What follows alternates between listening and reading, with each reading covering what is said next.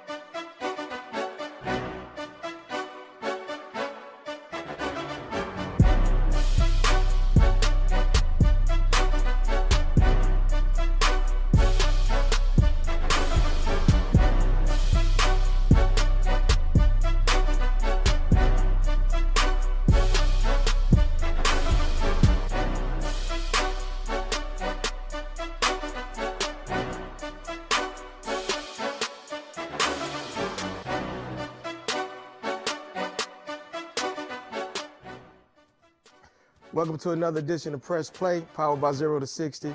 I'm your host, Zelman Sanders. We got a good one for you today. We got an NFL player in today from the Minnesota Vikings. We're going to talk to him, get to know more about him, and we're going to talk about that domestic dispute that they consider domestic. Is it a domestic dispute or is it attempted murder? We'll be right back with more Press Play.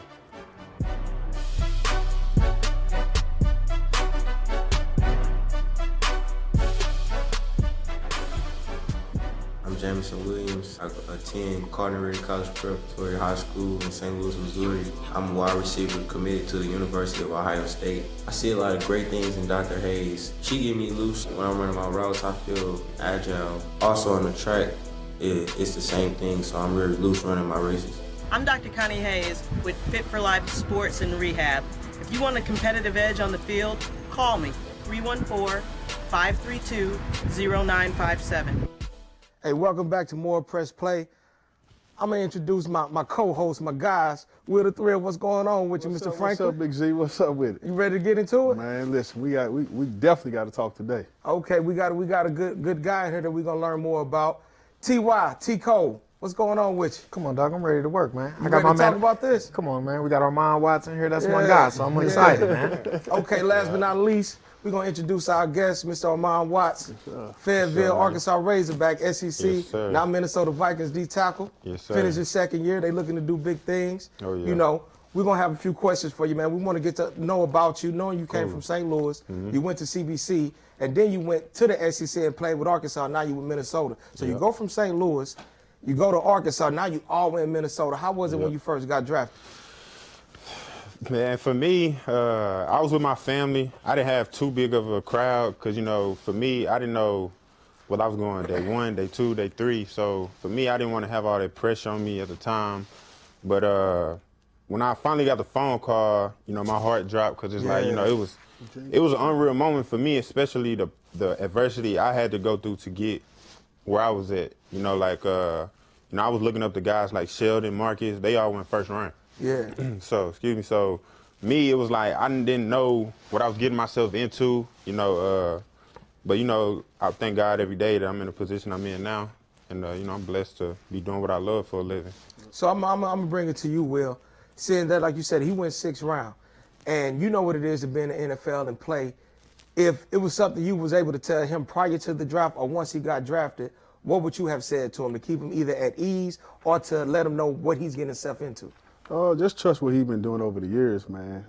We get caught up on what it is to get there, you know what I mean, and forget how to stay in there. Right, And right. if I was to say anything to him, it'd be like, man, continue to do what got you there. You know what I mean? Stay to yourself, go about your work. You know what I mean? One thing that I was told when I was young is, you know what I'm saying, be seen and not heard. So don't be that guy just saying, man, I'm this good, I'm that good, No, just go work. You know what I mean? Let your game show what you know what I'm saying, who you really are. Okay, so I'm going to go to you, T.Y. Seeing that you see a lot of these guys in high school. And so, of course, you seen him coming up. Yeah. Would you ever, even to see him go to Arkansas, then get in the league, how was it that you followed these guys? Because, you, like I said, you got your pulse on a lot of things. When you seen him get drafted, was it a good thing for St. Louis, seeing that y'all around same age and you seeing how everything was going? What would you say to him now that he's completing his 2nd year? No, it's kind of crazy because when I was a freshman, he was already at CBC. Right. You know what I'm saying? So I got a chance to actually see him putting in the work and the development. So to hear him talk about, you know, facing the adversity that he did, he wasn't one of the guys that was, everybody was like, oh man, he top 5 in the state. You know what I mean? But he always kept working, you know? Right. And because he had one of the #1 player, Brian Wallace at the time, that he graduated with. He was a offensive tackle who also went to Arkansas with him, you know? So I got a chance to see his whole entire journey, and it's been crazy because he's been humble. He's always stayed down with the same guys that he started with. Shout out to your boys, zero worries, zero doubt. So, it's been very exciting to see. So let me ask you, Armon, what do you think after completing your 2nd year? They say the game started to slow down. Now I seen even before even meeting you, I read about you coming in and doing the work, and once they let a couple guys go, I was listening or reading that they was expecting you to take that next big step. Now that creates more pressure. It was one thing to get in the league. It was one thing to be on the team. Now they're asking you to be that guy. So how does that feel? I'm gonna be honest, like coming into my 2nd year, it was a lot of expectations. Like you say, they let some guys go who they was paying a lot of money to. And, you know, they was expecting me to come in, you know, do what I did, which, you know, in my opinion, I came in this year, I did what I was supposed to do, but me being me, I'm always hard on how I play and what I do. And so I didn't live up to my expectations because I know what the ceiling is, you know what I'm saying? I know it's way more what I can improve on. And, you know, like I say, it was a good learning experience, getting the reps I did. This was the most reps I got compared to last year. I played every game, played every team. So, you know, I went against the best. You know, being on the same field as Tom Brady, Drew Brees, just having that experience and playing against those guys, it's only going to help you. You know what I'm saying? And like you say, it did slow down. Like, you know, I got more comfortable, and it just take reps. And then, like I say, when you getting that many reps a game, it's all about technique at that time. That's really what I go out there and focus on. If my technique going right, then it's going to take me to the play or it's going to take me where I need to be. Like, I don't try to go out there and be Superman and this and that, you know. I just do what they expect me to do. So seeing that now you on your 2nd year, you know, we had this conversation even before the show how complacency can set in. Definitely. So again, you know what it is. What they say, the NFL is maybe 3 years on the average. Long. Exactly. Not for long. So on average, an NFL player lasts 3 years. So again, Will, I bring it to you, seeing that you played, what would you say to him to keep him pushing? Because now he has a bigger role, but sometimes you can breathe a sigh of relief knowing that it can get cut. But a lot of guys don't see that. Man, he understands it. Yo, man, me and him talk briefly, but it's all about your work that happens in the off season. You know what I mean? Like, how do you really prepare yourself for that season? You know what I mean? This year, I can only imagine what all them guys went through on every team because you couldn't really work. The world shut down. You know what I mean? So it was like, how do I really get myself in the shape that I need to be to play, let alone play 16 games? You know what I'm saying? So it's how do I do that? You know what I mean? So going into this year, going into his third year, you know what I mean? For me to him is, bro, just get back to what made you want to play football. And that is, man, look, my dream, my thoughts, and everything. who I want to help, you know what I mean? And just keep that on your shoulder, you know what I mean? Like, for me, it was all about, like, man, how can I put my family in the best position, you know what I mean? And that's on me, you know what I mean? I get paid to do something, so I have to take care of my body. So I ate right, I drank right, I slept, you know what I mean? I didn't do too much, so for him, it's the same thing. Hey man, make sure you take care of that body. Like that's how you get paid in the NFL. I wonder, and I'm gonna ask you, I wonder, is it easier to be a 6th rounder or a 1st rounder?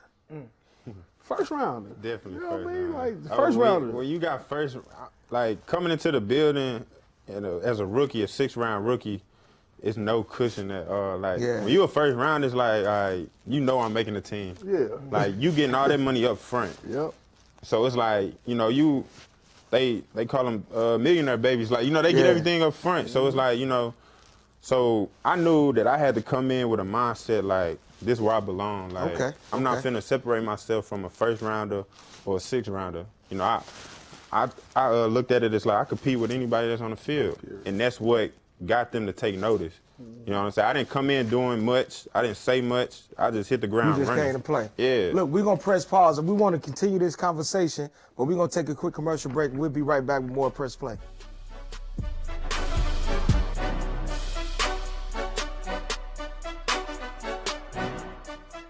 I'm Jamison Williams. I attend Cardinal College Preparatory High School in St. Louis, Missouri. I'm a wide receiver committed to the University of Ohio State. I see a lot of great things in Dr. Hayes. She get me loose when I'm running my routes. I feel agile. Also on the track, it's the same thing, so I'm really loose running my races. I'm Dr. Connie Hayes with Fit for Life Sports and Rehab. If you want a competitive edge on the field, call me, 314-532-0957.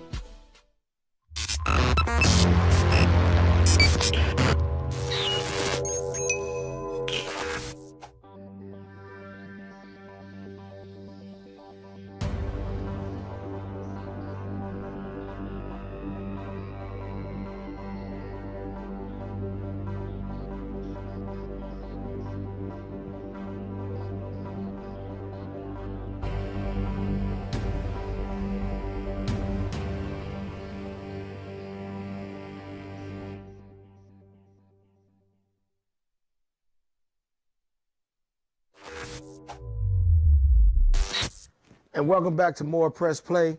We still got our guest Armon Watts here. Of course, I got my brother Will Franklin and Ty Coleman. We want to just keep continuously to ask questions and get an understanding. And I know, Ty, you had a question that you wanted to pose to the podium, so go ahead. I want to ask, you talk about the adversity, and I've seen a little bit of it, but can you explain to everybody else, what was that moment and what was the adversity that you were facing coming out of high school, and when did you finally figure out, like, okay, I got a serious shot at this? And to everybody, because Will, you had an opportunity to play in the NFL and you had an opportunity to play in college football. So when did that moment kind of click for you guys? Man, for me, like you was briefly saying earlier, I had teammates on my team like Brian Wallace. Like he was a stud. Like, you know, he was strong, big. He was an All-American. And I wasn't no All-American. So for me, I always had in the back of my head, like, I got something to prove everywhere I go. Like, I'm always trying to prove somebody, like, this is where I'm supposed to be, or I can compete with these guys. And then going into college, some people know, some people don't know, I didn't play until my 5th year. You know, I was there 4 years. I think I had 7 snaps my whole career, leading up until my senior year. And there was a point in time where, you know, being a kid from St. Louis, you put in all this work, you grind. It's like everybody got the league on their mindset. Everybody, you know what I'm saying? Big or small. And it's people don't understand how small that circle is to make it. Right. So you get what I'm saying? So me understanding that, going into like my 4th year, I'm like, man, is it time to look for a regular job or what? Like, you know what I'm saying? Like, I'm always hard on myself, so I was depressed. You know what I'm saying? Like, I ain't playing. Like, do I need to transfer or do something? But, you know, it just clicked for me one year. I'm like, man, I'm gonna stick it out. You know, I'm gonna put my head down, just put in the work. I know it's gonna take extra time, And shit, man, my 5th year I blew up. Ended up starting, had about 8 sacks. Led the SEC, right? Yeah, so it was like, Yeah. man, to see all that happen in such a short period of time, it was like, it was unreal almost. Like I had these goals, and I hit all these goals, and it was like, you know what I'm saying? Like, this real, like, you know what I'm saying? So I always preach to them guys, like, man, it's never too late to put in the work. Like, don't just kill the outside noise and just do what you know how to do. Right. You know what I'm saying? So what's up with you, Will? How did you see it? For me, I didn't see it until like kind of what he was saying. It was going from my sophomore year to my junior year. A lot of the guys that I looked to as far as the receivers that was in that room that started to go off or was getting free agent deals. And, you know, like you said, it's all of our dream when you coming out of high school is to go to the league, but you don't see it. And my best year in college came my junior year, and that's when I knew, like, all right, you know what I mean? Like, because a lot of DBs we played that year was guys that was highly, the draft talk, you know what I mean? So it was just, so for me, it was just like, all right, you know what I mean? My junior year, I think I was like the second receiver in the country in yards, you know what I mean? Behind Sidney Rice and Dwayne both. So, you know, I thought I was pretty good. And that's where it started to click for me. But what he was just saying is something that, you know, made me think back to my high school year. And I get a lot of guys that, I want to go D1, I want to do all these different things. And for me, I only played 2 years of high school football. You know what I mean? Really one fully total for a year was my senior year of high school. And that's all it takes. You know what I mean? As long as you work and you put your time into what you say you love, it doesn't matter when that opportunity comes. You just got to seize that moment. And be ready for it. That's it. See, with me, honestly, it wasn't even about the NFL. See, with all of us being from, you being from St. Louis, you've been from St. Louis, I'm from East St. Louis, I just wanted to get into school. I always loved business, and as we doing now, running my mouth. You know what I'm saying? So it was like, okay, I'm playing football, I can get to college. So if I get to college, I get an education. If that happens, fine. But I wasn't like most that was just thinking strictly NFL. I'm thinking abroad. I just want to do anything, whether it's into sports, whether it's outside of sports, whether it's anything business related. But I knew I had enough talent to get me there to college to get an education. I was literally one of those guys who said, I just want to get a degree. You know, and that's what clicked for me, because initially my first year, even when I went to college, I didn't even play. I mean, not that I couldn't play, I was just like, I'm gonna go to school. I get that call, mama like, you probably gotta go home. I say, nah, I'm gonna pick up the ball, and and I did it. So everybody have different aspirations, but the big goal is just to be successful. I have to tell my son, success is not just making the NFL. Success is being able to take care of your family and do what you want to do, or be in a position to do what you need to do. That's success. You know what I'm saying? So even to just see how you said your 5th year, most guys, you seen it. You even seen it from what you do. They couldn't even last 4 years in the SEC and worry about you left the city being this high athlete or being someone that everybody knew to like, man, where's Armon? Wait, is he playing? And you to stick that out when you could have went to any other school and played, but that says a lot about your character, that you stuck it out. And a lot of guys that they was highly talking about, they ain't nowhere around, and you still standing. It's crazy, like just to see who I was behind and what they was doing before I got there. It's only like 1 or 2 guys that's in the NFL. So for me to be playing NFL, like I say, it's every day. You know, I'm thanking God for it. Yeah. And that's the bigger thing of even with what you said, and thank God that you still playing. And some guys make mistakes, and it puts them in a position that they don't ever get another chance to play, like a Ray Rice. And we talk about domestic violence, and that's a topic that we really want to touch on. With you being in the league, you playing the league, and we like covering the league. It's a guy that just got released by Seattle by the name of Chad Wheeler, who was arrested or charged with domestic abuse. I'm wondering, is it domestic abuse or is it attempted murder? Because based on the report, he strangled her twice, unconsciously, even walked back in and said, I thought you was dead. I'm wondering, with you being in the league, and you know a lot of things, and we ain't asking you to go into depth about that, when you see these type of things, what goes on in your head? For me, it's when I pick up my phone and see something like that, I be in disbelief. Like, you know, for me, first thing is like, we grind all our lives to get here, and you make a mistake like that, you know what I'm saying? And it's like, You know, people already had this stigma on us about, you know, these type of backgrounds, being aggressive and this and that. But just outside of football, I'm a father, and I got a daughter. So It hits different. yeah, so if it's like, if something happened to my daughter like that, you know, I'm expecting whoever did it to get the justice that, you know what I'm saying? Like, I'm expecting him to get, you know, consequences with it, the highest possible. So, like I say, you know, prayers out to her and her family, man, for her having to go through that. But like you say, it's something sad to see for sure. Yeah. I mean, and with that being said, we're gonna dive more into it. It happened a Saturday, and nobody talked about it until somebody kept atting other big networks, and then they decided to talk about it. Seattle just slightly bagged up out of it. And if you all said we're trying to have diversity and equality and look out for women, why was this a main thing that we brought up? Yeah. You know what I'm You got saying? a good point. Like, I'm gonna be honest, when I first seen it, it wasn't on a major network or nothing like that. You know, I'm just being honest. I seen it on Instagram scrolling, you know, on like a blog. But you know, I think one thing the NFL players, even before the season, we got together and we tried our best to put pressure on the NFL to hit some of these topics. And not to cut you off, we're going to touch more on it. We're going to press pause right now, take a commercial break. We'll be back with more Press Play.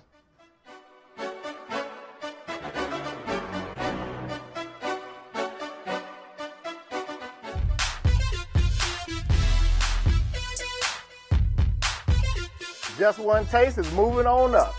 Located now in the heart of Florissant, 18 Patterson Plaza, serving the best chicken, fish, shrimp, tripe, and soul food sides. We also have catering and food truck services. And after one taste, you will be a customer for life.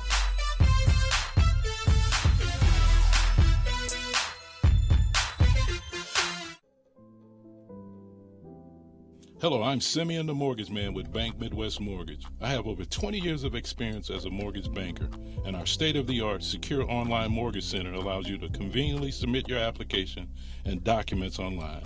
Call me now at 314-485-9838 or apply online at SimeonTheMortgageMan.com.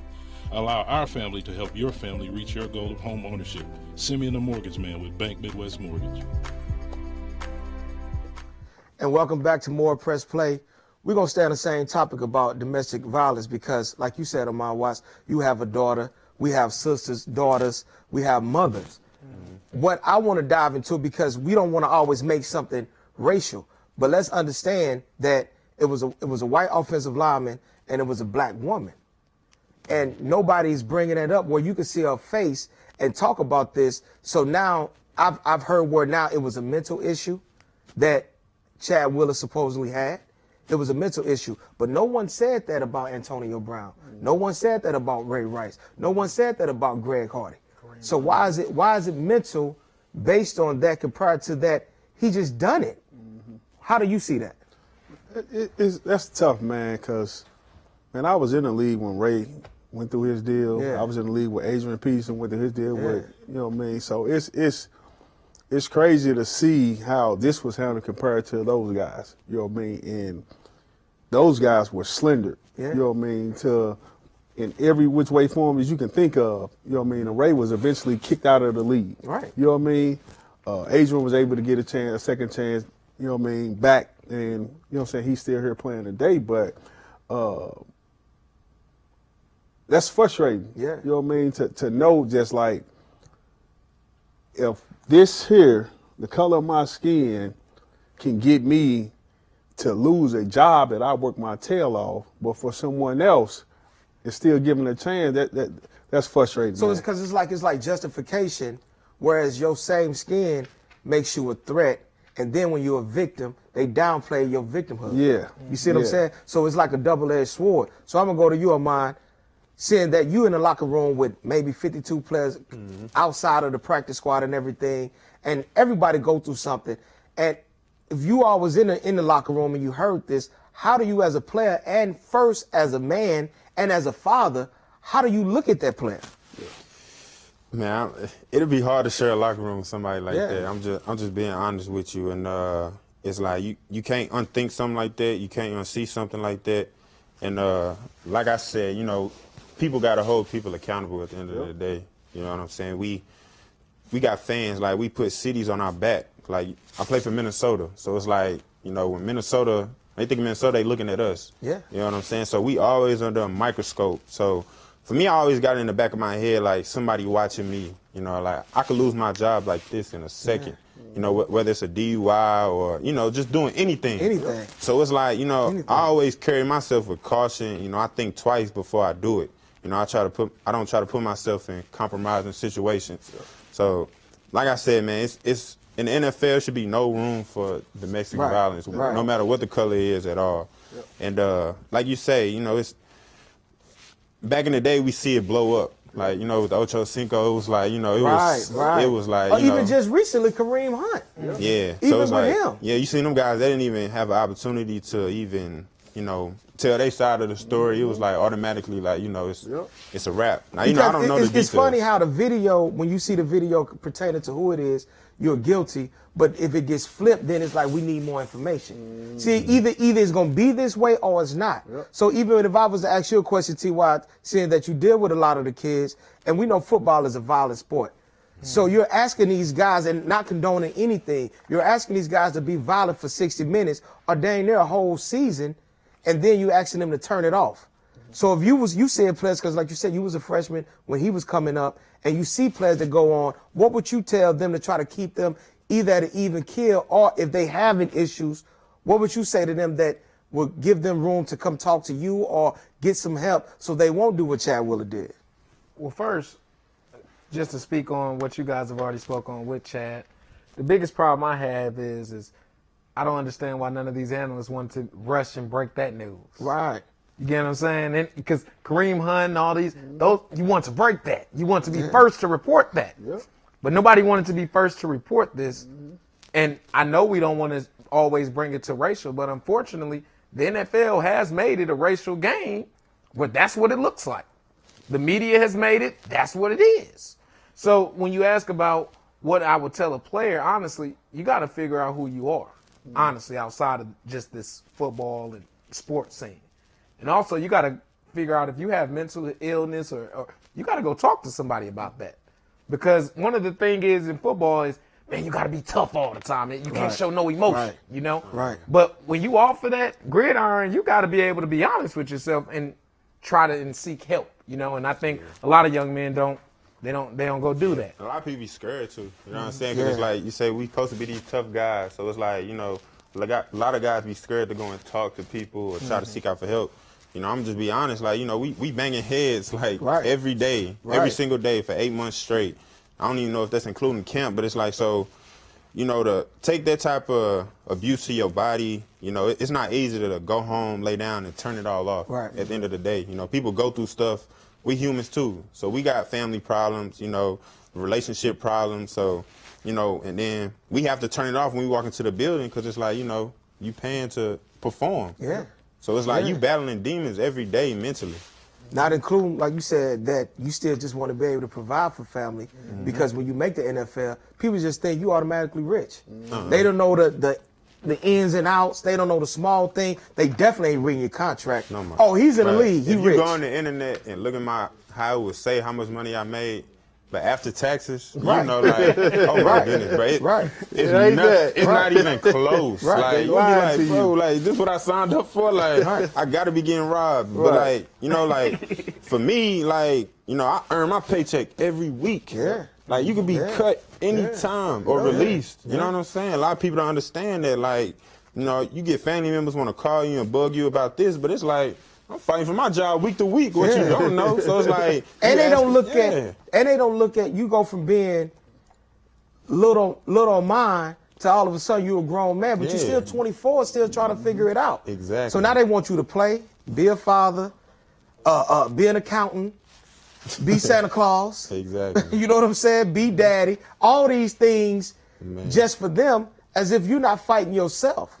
And that's what I was saying even when we was talking about Chad Willer, whereas even Seattle, Pete Carroll with the Kaepernick, y'all act like y'all wanted it and spoke on it. Jerry Jones, you spoke on it, but ain't none of y'all spoke on this. Fact. Nobody wants to be front and center. No, nobody. And Armon, I want to ask you this a little bit too.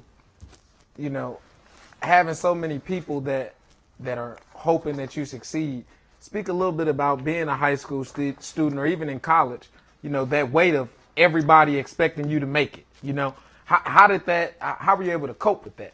Like I told you, like my year 4 of college, I wasn't playing. So I remember calling my mom, like I was almost depressed. Like, you know, football is what I wanted to do. Right. So it was like, you know, how am I gonna get to the league if I ain't playing? Yeah. So it was like, for me, it was like I had so many people depending on me. Like I didn't come from a family with money. I grew up in North City my whole life. So it's like it was a bunch of pressure, even from friends, family. Then I was having a daughter at the time. So it was like, you know, what am I going to do? Like, I got to get out this rent. And, you know, I just got to get to work. But it was definitely hard. And we definitely appreciate you coming and talk with us.